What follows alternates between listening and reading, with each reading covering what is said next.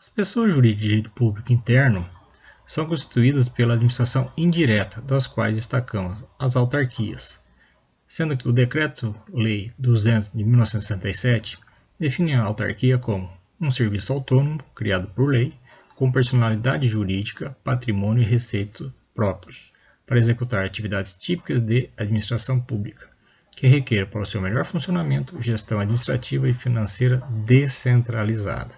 Como foi falado anteriormente, existe uma descentralização tanto de ordem administrativa quanto financeira referente ao quê? À sua atuação. Então eles possuem personalidade jurídica de direito público, com autonomia administrativa e financeira, destacada a entidade pública que lhe deu a sua formação ou origem, com natureza jurídica e patrimônios próprios, cuja finalidade é de auxiliar o próprio poder público em suas funções administrativas. Exemplo, o INSS, o Banco Central, o SAMAI. Em relação ao SAMAI, eu quero fazer um adendo no sentido que, aqui em Tangará da Serra, antes de existir o SAMAI, existiu o DAI. O DAI, na verdade, era um departamento de ordem pública, em que se concentrava a sua administração dentro da administração direta, ou seja, tinha uma relação diretamente correlacionada à própria prefeitura municipal, ou seja, toda e qualquer atuação em termos de saneamento básico ao município, região de Tangará, era promovida pela própria prefeitura em relação ao seu departamento, pois ela estava coligada referente à questão da responsabilidade e atuação junto a esse órgão. E uma vez que ela fez justamente a sua descentralização, saindo do departamento para uma autarquia, passou-se a responsabilidade a contar apenas para o próprio órgão chamado SAMAI. Então, nesse sentido, dá-se à questão da autarquia a responsabilidade perante os seus atos, tanto que a própria sigla SAMAI significa Serviço Autônomo Municipal de Água e Esgoto, ou seja, ligue sempre a palavra autarquia com autonomia. Que autonomia seria esta? Autonomia tanto administrativa quanto financeira nesse sentido. Associações públicas. A associação pública, também chamada de consórcio público de direito público, tem previsão na Lei 11.107 de 2005. Ela integra a administração indireta, ao lado das autarquias, das fundações públicas e empresas estatais, como empresas públicas e sociedade de economia mista, cuja personalidade jurídica é de direito público. A associação pública existe para viabilizar a realização de objetivos que consagrem interesses comuns, os quais serão definidos pelos entes da federação que se consorciarem, sempre observados os limites constitucionais.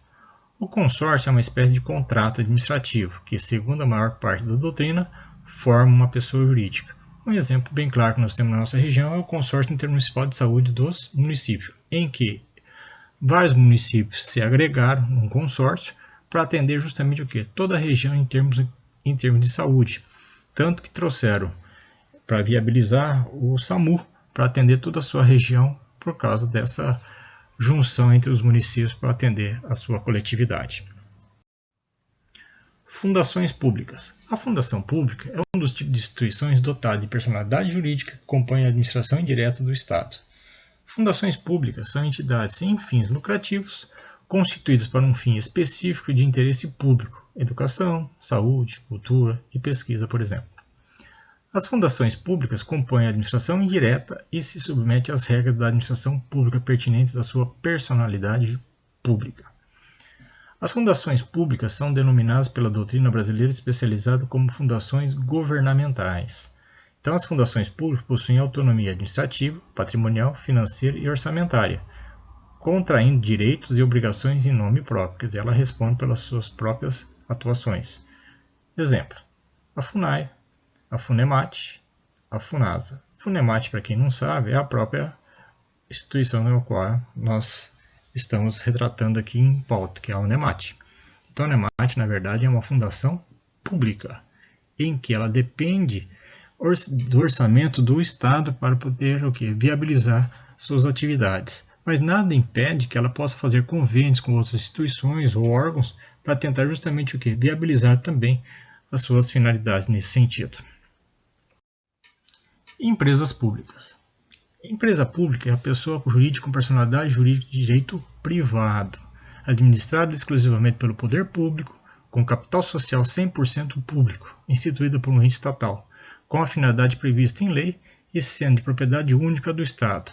A finalidade pode ser de atividade econômica ou de prestação de serviços públicos. Percebam que eu afirmei que a empresa pública ela possui uma personalidade jurídica de direito privado. Sim, está correta essa condição. Por quê? Porque ela visa atender justamente o parágrafo único do artigo 41 do Código Civil, dizendo que, salvo disposição em contrário, as pessoas jurídicas de direito público, no caso, a empresa pública, a que se tenha dado estrutura de direito privado, é o caso, rege no que couber quanto ao seu funcionamento pelas normas deste código. Então, aqui inverte a questão da sua personalidade, valendo essa condição tanto para a empresa pública, tanto também para a sociedade de economia mista. Então, analisa da seguinte forma: tanto as autarquias como associações públicas e fundações públicas, estas possuem personalidade jurídica de direito público, porque elas têm sempre um fim social. Já a empresa pública e a sociedade de economia mista, a finalidade com a qual elas se propõem é sempre visando lucro. Nesse sentido, para poder facilitar esse entendimento, elas possuem o quê? Personalidade jurídica de direito privado, atendendo justamente o parágrafo único do artigo 41 do Código. Então, dando continuidade, geralmente empresas estatais são criadas para administrar recursos estratégicos do país e garantir que a população tenha acesso a eles. No Brasil, esse tipo de empresa é regulamentado pela Lei das Estatais, 13.303 de 2016. Por se tratar de uma empresa do governo, a Justiça Federal é responsável por julgar quaisquer irregularidades dessas empresas. Exemplo de empresas públicas: Correio, Caixa Econômica Federal. Sociedade de economia mista. A sociedade de economia mista, por sua vez, são empresas estatais em que o Estado não é o único proprietário. Essas empresas são abertas para acionistas privados e suas ações são comercializadas nas bolsas de valores. Os acionistas possuem direito de voto nas decisões da empresa e têm participação nos lucros, por isso reconhecido como capital social misto. Mas as sociedades de economia mista ainda são estatais, o que significa que o governo é proprietário da empresa. Com isso ocorre, apesar das ações serem comercializadas na bolsa e acionistas participarem das decisões e dos lucros, a parte majoritária das ações é de posse do governo e a minoria das ações pertence ao capital aberto. Então analisa da seguinte forma também. Como falei agora há pouco, as empresas públicas ela tem um capital 100% público.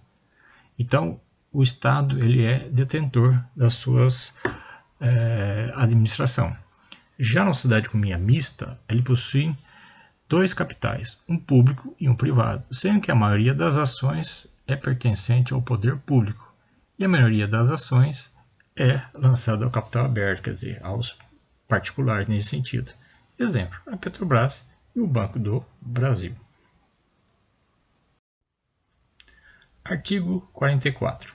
São pessoas jurídicas de direito privado quem? As associações, no caso associações privadas, as sociedades, as fundações, no caso fundações privadas, as organizações religiosas, os partidos políticos e, no inciso 6º, as empresas individuais de responsabilidade limitada. Então, alguma dessas